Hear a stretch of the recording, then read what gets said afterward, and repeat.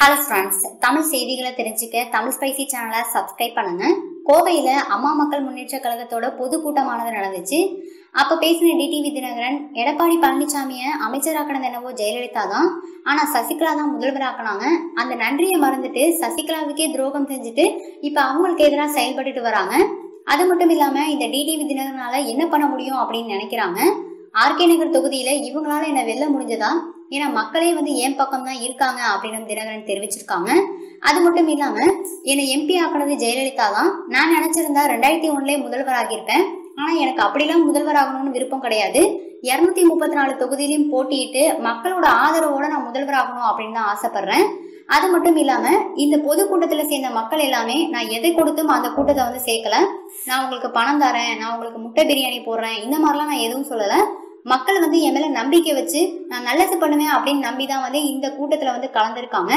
இந்த கூட்டம் எதை கொடுத்து நான் வாங்கல, இது தானா சேர்ந்த கூட்டம் அப்படின்னு தினகரன் தெரிவிச்சிருக்காங்க. மேற்கொண்டு பேசிய தினகரன், நான் பதவிக்காண்டி யார் காலையும் விழவும் மாட்டேன், கெஞ்சவும் மாட்டேன், நான் யாருக்கும் துரோகம் செய்யவும் மாட்டேன்.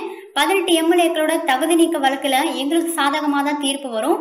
அப்ப அம்மா மக்கள் முன்னேற்ற கழகமானது 234 தொகுதியிலையும் போட்டியிட்டு வெற்றி பெறுவோம், கண்டிப்பா ஆட்சி அமைப்போம் அப்படின்னு தினகரன் தெரிவிச்சிருக்காங்க. இந்த வீடியோ உங்களுக்கு பிடிச்சிருந்தா லைக் பண்ணுங்க, ஷேர் பண்ணுங்க.